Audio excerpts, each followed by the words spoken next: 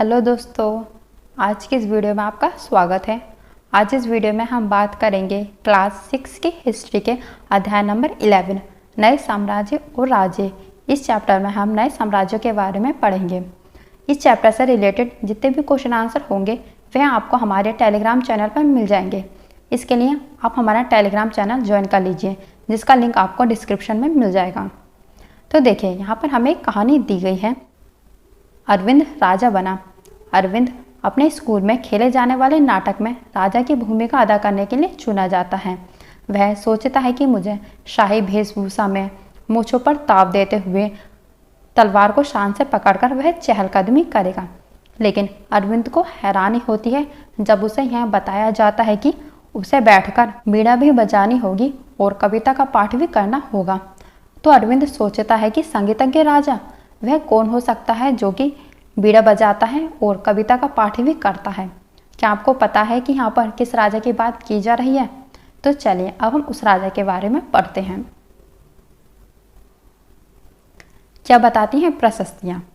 प्रशस्ति का मतलब होता है प्रशंसा करना।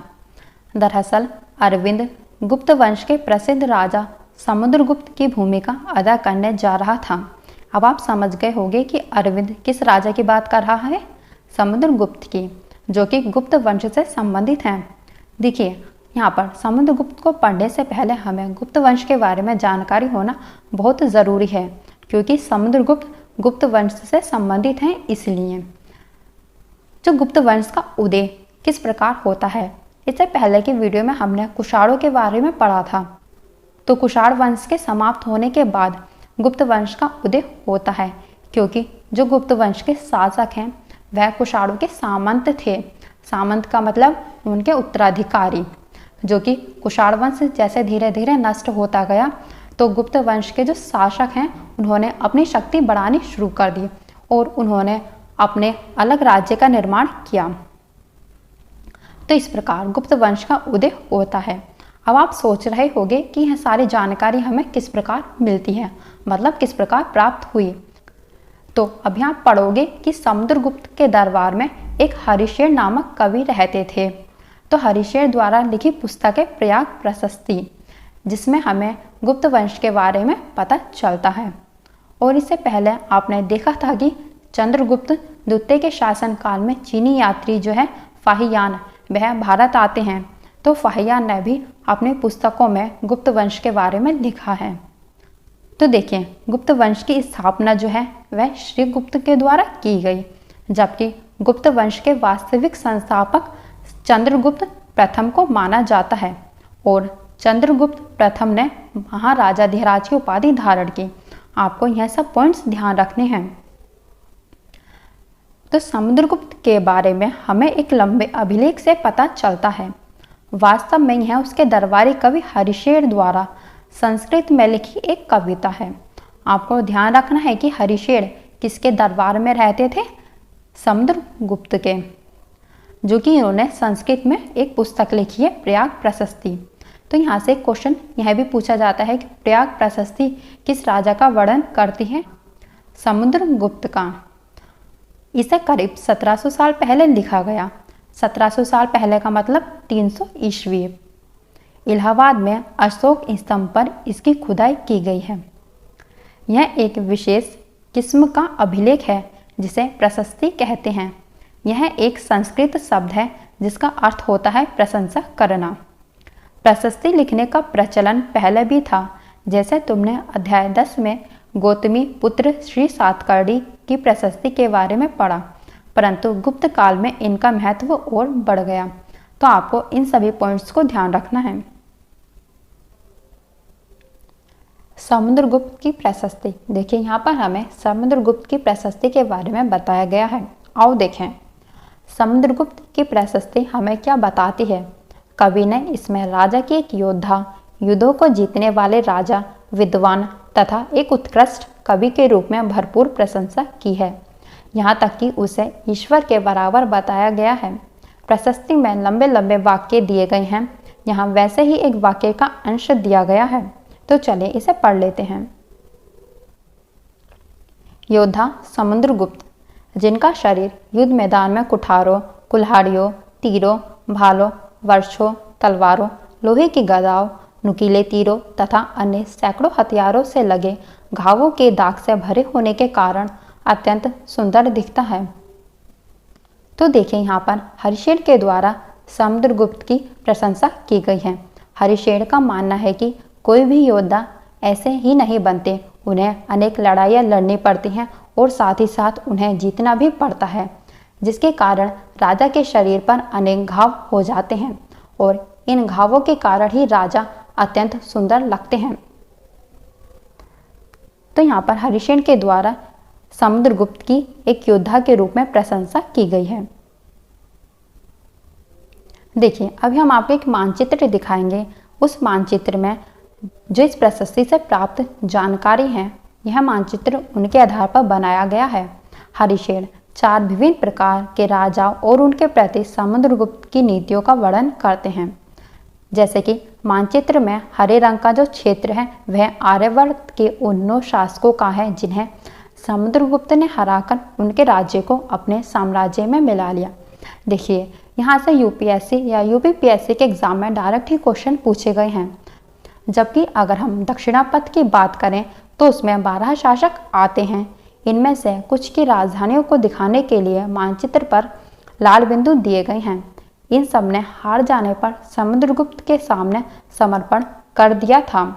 समुद्रगुप्त ने उन्हें फिर से शासन करने की अनुमति दे दी।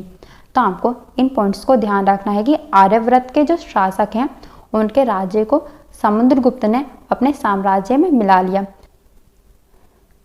पड़ोसी देशों का आंतरिक घेरा बैंगनी रंग से रंगा गया है। इसमें असम, तटीय बंगाल, नेपाल और उत्तर पश्चिम के कई गण या संघ आते थे। ये समुद्रगुप्त के लिए उपहार लाते थे, उनकी आज्ञाओं का पालन करते थे तथा उनके दरबार में उपस्थित हुआ करते थे। इसका मतलब जो उत्तर पश्चिम का एरिया है उन्होंने समुद्रगुप्त के साथ अच्छे संबंध बना रखे थे। बाह्य इलाकों के शासक जिन्हें नीले रंग से रंगा गया है संभवतः कुषाण तथा शक वंश के थे। इसमें श्रीलंका के शासक भी थे। इन्होंने समुद्रगुप्त की अधीनता स्वीकार की और अपनी पुत्रियों का विवाह उससे किया। तो आपको यहाँ पर ध्यान रखना है कि श्रीलंका के शासक ने अपनी पुत्रियों का विवाह समुद्रगुप्त के साथ किया। देखिए आप इस चित्र में मतलब इन सिक्कों पर समुद्रगुप्त को बीड़ा बजाते हुए देख सकते हैं। यहाँ पर समुद्रगुप्त के कुछ अन्य गुणों का वर्णन किया गया है, जिससे कि हमें यह पता चलता है कि समुद्रगुप्त वीणा प्रेमी थे, यानी कि संगीतज्ञ थे। तो वह यहाँ पर बीड़ा बजाते हुए दिखाए गए हैं। तो देखिए अब आप इस चित्र में देख सकते हो कि जो काले रंग से बिंदु हैं वह उस समय के नगर हैं, जबकि जो लाल रंग से आपको बिंदु दिखाई दे रहे हैं वह गुप्त वंशों के द्वारा जीते गए नगर हैं। और आप गुलाबी रंग में आंतरिक राज्य देख सकते हैं, जबकि नीले रंग में यहाँ पर बाहरी राज्य दिखाए गए हैं। बाहरी राज्यों में श्रीलंका भी आता है। और साथ ही साथ यहाँ पर कुछ अन्य छोटे छोटे राज्य भी दिखाए गए हैं, जिनमें पल्लव, चोल, पांडे और चेर आते हैं। इन सभी पॉइंट्स को आप ध्यान रखिए। और यहाँ पर आपको सातवाहन वंश भी देखने को मिल रहा है। वंशावलियाँ। अधिकांश प्रशस्तियाँ शासकों के पूर्वजों के बारे में भी बताती हैं। यह प्रशस्ति भी समुद्रगुप्त के पितामह यानी कि परदादा, दादा, पिता और माता के बारे में बताती है। उनकी माँ कुमार देवी लिच्छवी गढ़ की थी और पिता चंद्रगुप्त गुप्त वंश के पहले शासक थे, जिन्होंने महाराजाधिराज की उपाधि धारण की। आपको ध्यान रखना है कि जो समुद्रगुप्त है उनके पिता थे चंद्रगुप्त और उनकी माँ कुमार देवी, जो कि लिच्छवीगढ़ की रानी थी। समुद्रगुप्त ने भी यह उपाधि धारण की। चंद्रगुप्त ने महाराजाधिराज की उपाधि धारण की और समुद्रगुप्त ने महाराजाधिराज की उपाधि धारण की। उनके दादा और परदादा का महाराजा के रूप में भी उल्लेख है। इससे यह आभास मिलता है कि धीरे धीरे इस वंश का महत्व बढ़ता गया। समुद्रगुप्त के बारे में हमें उनके बाद के शासकों जैसे उनके बेटे चंद्रगुप्त द्वितीय की वंशावली से भी जानकारी मिलती है। देखिए जो समुद्रगुप्त हैं उनके पिता थे चंद्रगुप्त प्रथम और समुद्रगुप्त के पुत्र थे चंद्रगुप्त द्वितीय। उनके बारे में अभिलेखों तथा सिक्कों से पता चलता है उन्होंने पश्चिम भारत में सैन्य अभियान में अंतिम शक शासक को परास्त किया।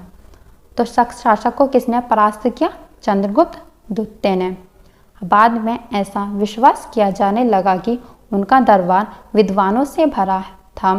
कवि कालिदास और खगोल शास्त्री आर्यभट्ट उनके दरबार में थे। इनके विषय में और जानकारी अध्याय 12 में मिलेगी। तो यहाँ पर आपको ध्यान रखना है कि शक शासक को चंद्रगुप्त द्वितीय ने हराया और चंद्रगुप्त द्वितीय के दरबार में नवरत्न रहा करते थे, जिसमें कालिदास और आर्यभट्ट भी आते थे।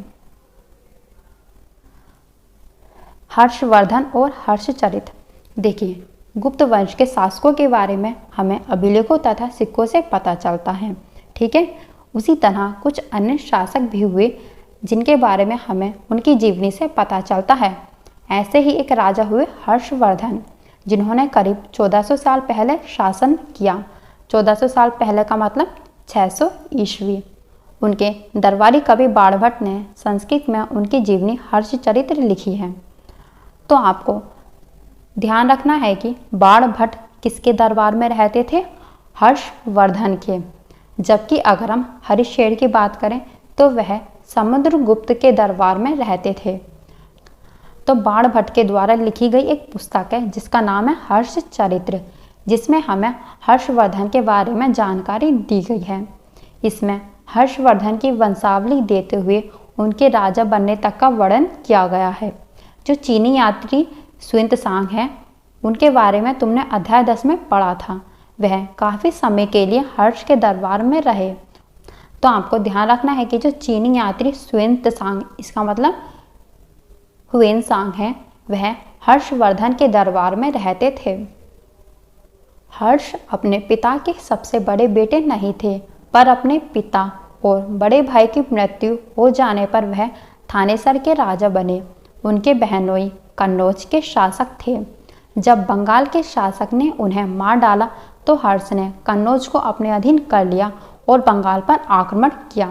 देखिए, इनके कहने का मतलब है कि जब हर्ष के पिता और बड़े भाई की मृत्यु हो जाती है तो उस समय उनके जो बहनोई हैं वह कन्नौज के शासक थे, लेकिन जो बंगाल के राजा हैं उन्होंने उनके बहनोई को भी मार डाला। जब हर्ष को यह पता चलता है कि मेरे बहनोई मारे गए तो वह कन्नौज को अपने अधीन ले लेते हैं और वह बंगाल पर आक्रमण कर देते हैं और बंगाल को जीतकर वह अपने राज्य में मिला लेते हैं। मगध और बंगाल को जीतकर उन्हें पूर्व में जितनी सफलता मिली उतनी सफलता अन्य जगहों पर नहीं मिली। हर्ष जब नर्मदा नदी को पार कर दक्कन की ओर बढ़ने की कोशिश कर रहे थे तब चालुक्य नरेश पुलकेशिन द्वितीय ने उन्हें रोक दिया। तो आपको यहाँ पर ध्यान रखना है कि जब हर्ष उत्तर भारत को पार करके दक्षिण भारत की ओर जाने की कोशिश कर रहे थे तो नर्मदा नदी के तट पर पुलकेशिन द्वितीय ने उन्हें रोक दिया। तो आप इन दोनों पॉइंट्स को ध्यान रखिए। तो देखिए, उसी के साथ साथ कुछ अन्य राज्य भी उभर रहे थे जिनमें दक्षिण भारत के पल्लव, चालुक्य और पुलकेशिन द्वितीय आते हैं। तो यहाँ पर हमें उनकी प्रशस्तियाँ दी गई हैं। इस काल में पल्लव और चालुक्य दक्षिण भारत के सबसे महत्वपूर्ण राजवंश थे। पल्लवों का राज्य उनकी राजधानी कांचीपुरम के आसपास के क्षेत्रों से लेकर कावेरी नदी के डेल्टा तक फैला था। पल्लवों की राजधानी क्या थी? कांचीपुरम। और उनका जो एरिया है वह कांचीपुरम से लेकर कावेरी नदी का जो डेल्टा है वहाँ तक फैला हुआ था। जबकि चालुक्यों का राज्य कृष्णा और तुंगभद्रा नदियों के बीच स्थित था। तो आपको यहाँ ध्यान रखना है कि इनका एरिया कहाँ से कहाँ तक था। चालुक्यों की राजधानी ऐहोल थी जबकि पल्लवों की राजधानी कांचीपुरम थी। इन दोनों पॉइंट्स को आप ध्यान रखिए। यह एक प्रमुख व्यापारिक केंद्र था। धीरे धीरे यह एक आर्थिक केंद्र भी बन गया जहाँ कई मंदिर थे। पुलकेशिन द्वितीय सबसे प्रसिद्ध चालुक्य राजा थे। इनके बारे में हमें उनके दरबारी कवि रविकीर्ति द्वारा रचित प्रशस्ति से पता चलता है। तो देखिए आपको यहाँ पर एक और पॉइंट दिख रहा होगा जो कि मोस्ट इम्पोर्टेंट है। इसका मतलब जो रवि कीर्ति हैं वह किसके दरबार में रहते थे? पुलकेशिन द्वितीय के। इसमें उनके पूर्वजों खास तौर से पिछली 4 पीढ़ियों के बारे में बताया गया है। रवि कीर्ति किनके दरबार में रहते थे? पुलकेशिन द्वितीय के। रवि कीर्ति के अनुसार उन्होंने पूर्व तथा पश्चिम दोनों समुद्र तटीय इलाकों में अपने अभियान चलाए। इसके अतिरिक्त उन्होंने हर्ष को भी आगे बढ़ने से रोका। यहाँ पर रवि कीर्ति के द्वारा पुलकेशिन द्वितीय की बात कही जा रही है कि उन्होंने हर्ष को आगे बढ़ने से रोका, जो कि अभी हमने पढ़ा था कि उन्होंने नर्मदा नदी पर हर्ष को आगे बढ़ने से रोका। हर्ष का अर्थ होता है आनंद। कवि का कहना है कि इस पराजय के बाद हर्ष अब हर्ष नहीं रहा। पुलकेशिन द्वितीय ने पल्लव राजा के ऊपर भी आक्रमण किया, जिसे कांचीपुरम की दीवार के पीछे शरण लेनी पड़ी। पर चालुक्यों की विजय अल्पकालीन थी। लड़ाई से दोनों वंश दुर्लभ होते गए। पल्लवों और चालुक्यों को अंततः राष्ट्रकूट और चोल वंश ने समाप्त कर दिया। तो देखिए यहाँ पर जिस प्रकार पल्लव और चालुक्य आपस में लड़ रहे थे, उसी प्रकार उनका फायदा राष्ट्रकूट और चोल वंशों ने उठाया और राष्ट्रकूट चोल वंशों ने इन दोनों वंशों को समाप्त कर दिया। उनके बारे में तुम कक्षा 7 में पढ़ोगे। तो हम बस अभी इतना ध्यान रखें कि पल्लव और चालुक्य वंश के समाप्त होने के बाद राष्ट्रकूट और चोल वंश का उदय होता है। इन राज्यों का प्रशासन कैसे चलता था? देखिए, पहले के राजाओं की तरह इन राजाओं के लिए भी भूमि कर सबसे महत्वपूर्ण बना रहा, क्योंकि भूमि कर के द्वारा ही हमने महाजनपद को देखा।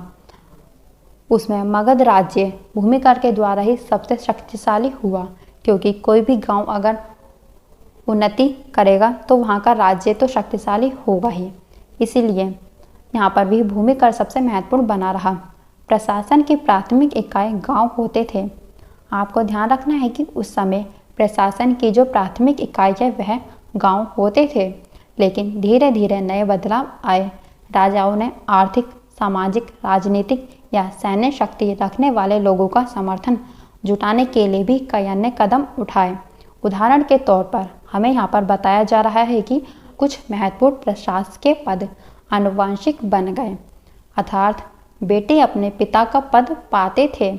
जैसे कि कवि हरिशेन अपने पिता की तरह महादंडनायक अर्थात मुख्य न्याय अधिकारी थे। कभी कभी एक ही व्यक्ति कई पदों पर कार्य करता था, जैसे कि हरिशेन एक महादंडनायक होने के साथ साथ कुमारात्म्य अर्थात एक महत्वपूर्ण मंत्री तथा एक संधि विग्राहिक अर्थात युद्ध और शांति के विषयों का भी मंत्री था। तो यह दोनों पॉइंट्स आप ध्यान रखिए। संभवतः वहाँ के स्थानीय प्रशासन में प्रमुख व्यक्तियों का बहुत बोलबाला था। इनमें नगर श्रेष्ठी यानी मुख्य बैंकर या शहर का व्यापारी, सार्थवाह यानी व्यापारियों के काफिले का नेता, प्रथम कुलीन अर्थात मुख्य शिल्पकार तथा कार्यस्थों यानी लिपिकों के प्रधान जैसे लोग होते थे। तो देखिए यहाँ पर हमें उस समय के स्थानीय प्रशासन के बारे में बताया गया है। दक्षिण के राज्यों में सभाएं, यहाँ पर हमें बताया गया है कि उस समय जो दक्षिण के राज्य हैं उनमें सभाएं किस प्रकार होती थीं। तो पल्लवों के अभिलेखों में कई स्थानीय सभाओं की चर्चा है। इनमें से एक था ब्राह्मण भूस्वामियों का संगठन, जिसे सभा कहते थे। सभा किसे कहा जाता है? जो ब्राह्मण भूस्वामियों का संगठन होता है उसे सभा कहते हैं। ये सभाएं उप समितियों के जरिए सिंचाई, खेतीबाड़ी से जुड़े विभिन्न काम, सड़क निर्माण, स्थानीय मंदिरों की देखरेख आदि काम करती थीं। तो यहाँ पर हमें सभा का काम बताया गया है कि सभाएं क्या क्या काम करती थीं।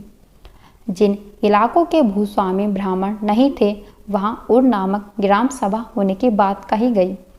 तो यहाँ पर हमें उर का मतलब बताया गया है कि जिन इलाकों में कोई भूस्वामी ब्राह्मण नहीं होते वहाँ उर नामक ग्राम सभा होती है। जबकि अगर हम नगरम की बात करें तो वह व्यापारियों के एक संगठन का नाम था। तो आपको यहाँ पर सभा, उर और नगरम इन तीनों पॉइंट्स को ध्यान रखना है। संभवतः इन सभाओं पर धनी तथा शक्तिशाली भूस्वामियों और व्यापारियों का नियंत्रण था। इनमें से बहुत सी स्थानीय सभाएं शताब्दियों तक काम करती रहीं। तो चलिए अब हम आगे बढ़ते हैं। उस जमाने में आम लोग, तो देखिए यहाँ पर हमें उस समय के आम लोगों के यानी कि जनसाधारण के जीवन के बारे में बताया गया है। तो जनसाधारण के जीवन की थोड़ी बहुत झलक हमें नाटकों तथा कुछ स्रोतों से मिलती है। चलो कुछ उदाहरण देखते हैं। मतलब कालिदास के द्वारा लिखी पुस्तकों से हमें जानकारी मिलती है। कालिदास अपने नाटकों में राज दरबार के जीवन के चित्रण के लिए प्रसिद्ध हैं। इन नाटकों में एक रोचक बात यह है कि राजा और अधिकांश ब्राह्मणों को संस्कृत बोलते हुए दिखाया गया है, जबकि अन्य लोग तथा महिलाएं प्राकृत बोलते हुए दिखाए गए हैं। तो देखिए आपको यहाँ पर ध्यान रखना है कि उस समय जो राजा हैं और ब्राह्मण हैं वह संस्कृत बोलते थे, जबकि जो महिलाएं और अन्य साधारण लोग हैं वह प्राकृत भाषा बोलते थे। तो आप इन पॉइंट्स को ध्यान रखें कि संस्कृत ब्राह्मण और राजा के द्वारा बोली जाती थी, जबकि प्राकृत भाषा महिलाओं और अन्य लोगों के द्वारा बोली जाती थी। उनका सबसे प्रसिद्ध नाटक अभिज्ञान शाकुंतलम। अभिज्ञान शाकुंतलम किसके द्वारा लिखा गया है? कालिदास के।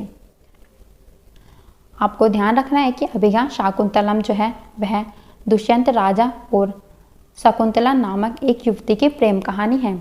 इस नाटक में एक गरीब मछुआरे के साथ राजकर्मियों के दुर्व्यवहार की बात कही गई है।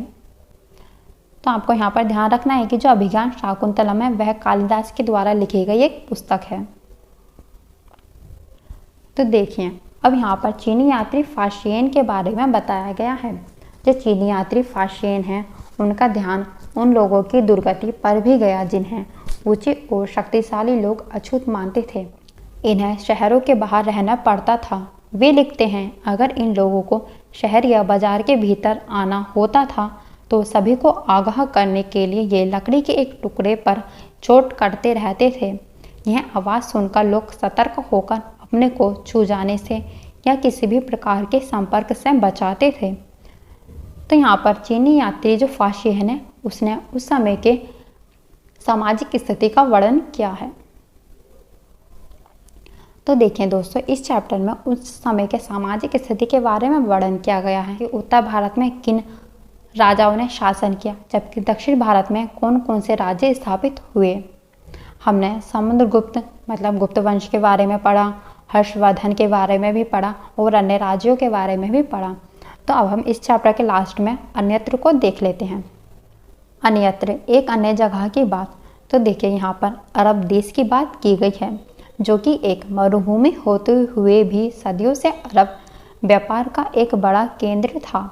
दरअसल अरब व्यापारी तथा नाविकों ने भारत और यूरोप के बीच सदियों से व्यापार बढ़ाने में एक महत्वपूर्ण भूमिका निभाई थी। अरब में रहने वाले अन्य लोगों में थे बेदुइन, जो घुमक्कड़ कबीले होते थे। आपको ध्यान रखना है कि बेदुइन क्या हैं? घुमक्कड़ कबीले। ये मुख्य रूप से ऊँटों पर आश्रित होते थे, क्योंकि यह एक ऐसा मजबूत जानवर है जो मरुभूमि में भी स्वस्थ रह सकता है। तो यहाँ पर हमें बताया गया है कि ऊँट जो है एक ऐसा मजबूत जानवर है जो कि मरुभूमि में स्वस्थ रह सकता है। लगभग 1400 साल पहले पैगंबर मोहम्मद ने अरब में इस्लाम नामक एक नए धर्म की शुरुआत की। तो देखिए यहाँ पर हमें एक नए धर्म इस्लाम के बारे में बताया गया है कि इस्लाम नामक नए धर्म की शुरुआत किसने की? पैगंबर मोहम्मद ने। और कब की? 1400 साल पहले, मतलब 600 ईस्वी। ईसाई धर्म की तरह इस्लाम ने भी अल्लाह को सर्वोपरि माना है। उनके बाद सभी को समान माना गया है। यहाँ इस्लाम धर्म के पवित्र ग्रंथ कुरान का एक अंश दिया गया है। तो इस्लाम धर्म का पवित्र ग्रंथ क्या है? कुरान। अगले 100 वर्षों के दौरान इस्लाम उत्तरी अफ्रीका, स्पेन, ईरान और भारत में फैल गया। अरब नाविक जो इस उपमहाद्वीप के तटीय बस्तियों से पहले से ही परिचित थे, अब अपने साथ इस नए धर्म को भी लेकर आए। तो देखिए यहाँ पर बताया गया है कि भारत में मतलब इस उपमहाद्वीप में अरब के द्वारा इस्लाम धर्म का विस्तार किस प्रकार किया गया, जो कि उस समय के लोग थे जो उपमहाद्वीप से परिचित थे वह अपने साथ इस नए धर्म को लेकर आए। अरब के सिपाहियों ने करीब 1300 साल पहले सिंध, जो कि वर्तमान में पाकिस्तान में है, सिंधु को जीत लिया था। अरब के सिपाही हैं, उन्होंने सबसे पहले सिंधु को जीता था। तो दोस्तों, आज का चैप्टर यहीं पर पूरा होता है। इस चैप्टर से रिलेटेड जितने भी क्वेश्चन आंसर होंगे वह हम अपने टेलीग्राम चैनल पर डाल देंगे, जिससे कि आपको समझ में आ जाएगा कि आपने कितने अच्छे से इस वीडियो को देखा, समझा और पढ़ा। इसके लिए आप हमारा टेलीग्राम चैनल ज्वाइन कर लीजिए, जिसका लिंक आपको डिस्क्रिप्शन में मिल जाएगा। देखें दोस्तों, इस वीडियो को ज़्यादा से ज़्यादा अपने दोस्तों के साथ शेयर करें और हमारे चैनल को सब्सक्राइब करें, जिससे कि आपको हमारे वीडियो की सभी नोटिफिकेशन समय पर मिलती रहे। इस वीडियो को लाइक करें और अपने दोस्तों के साथ ज़्यादा से ज़्यादा शेयर करें। Thank you.